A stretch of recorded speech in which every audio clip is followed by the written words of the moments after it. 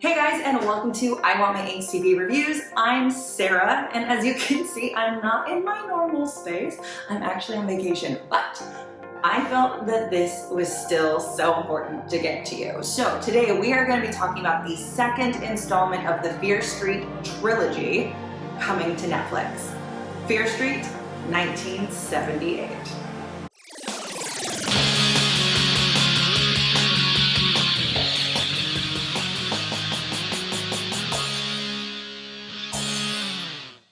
If you watched Fear Street 1994, which if you didn't, I'm not quite sure why you're here. Go watch it, watch my first review, watch the second one, come back and watch this one and join the party.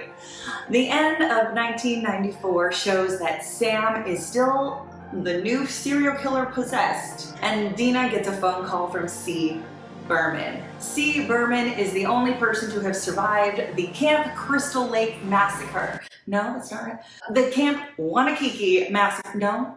The Camp Nightwing Massacre. There it is.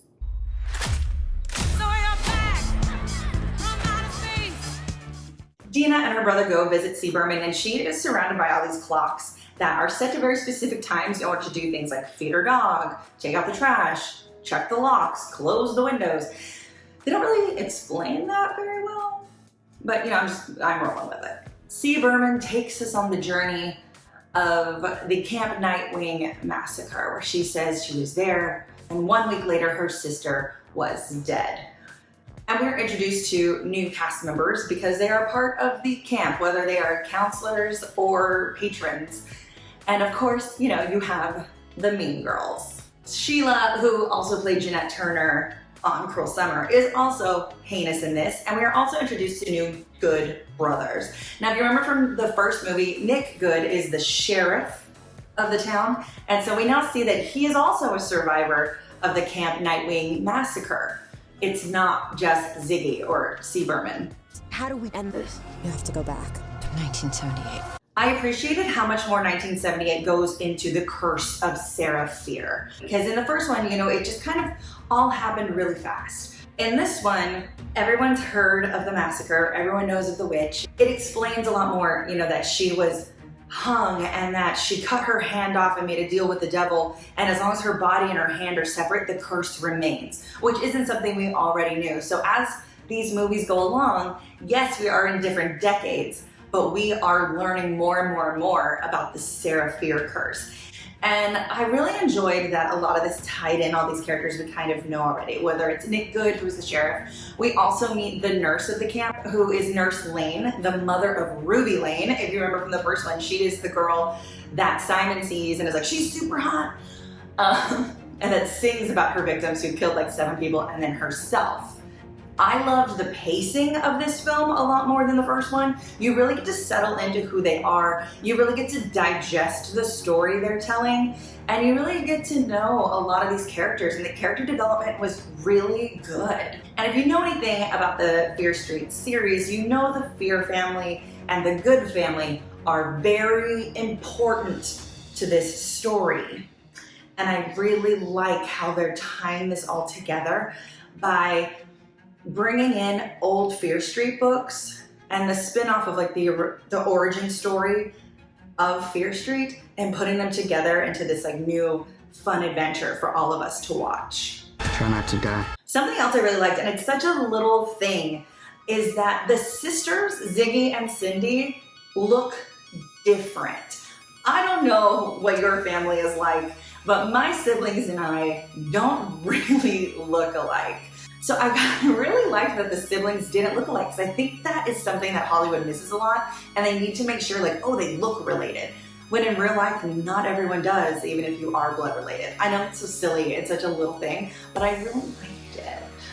I love that all the teenagers look like teenagers, even if they are played by 20-somethings like they always are.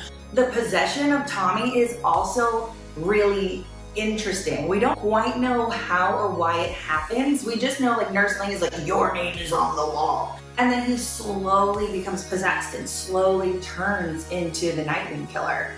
So being able to see Tommy go through this transition was really refreshing and a really fun plot point to this film. You feel it, don't you? There's something holding us down. And just like the first movie, 1978 has a fire soundtrack. Whether it's Blue Oyster Cult or The First Cut is the Deepest, or the Supernatural theme song. Okay, it's not. But Carry On My Wayward Son. Really, is there any other TV show that you relate that song to? Just me? Okay. Moving on. Something else that some of you might want to know, on my first review, I was asked if there was nudity. So the first movie, not really, there's just a really horrible sex scene that really was unnecessary and no one was naked. In this movie, however, it does pay a lot more homage to the Friday the 13th movies and kills of Mrs. Voorhees, right? But there's also some homage to counselor hookups and a couple of sex scenes where you do see butts of men, and there's another one that's a little bit more graphic as well, but they do a very creative job of hiding her breasts, whether it's through a blurry screen or her own mermaid hair. So if nudity or sex is something you're worried about when watching the series, just know that this one does dial it up a notch, and there is a reason why these are technically rated R movies. When it comes to the kills of Fear Street 1978, they're not quite as graphic as 1994's. So it's a lot more axes, hatchets, head cuts, chest hits. It's a lot more like that kind of kill versus a super slasher, bloody, gory movie of 1994, which I also really liked. This movie just feels so different, and they did such a good job, and the story is being told, it's not a word. The story is being told really, really great. And I'm not gonna spoiler it. I'm not gonna spoil it or anything, but the ending of this film, I really, really enjoy. And it explains exactly how we're getting into 1666 and the story that we're about to be told. And I personally cannot wait. I will also say one more thing, that if in the end Ziggy and Nick's love doesn't somehow come together to break the witch's curse of this town, I'm gonna be upset.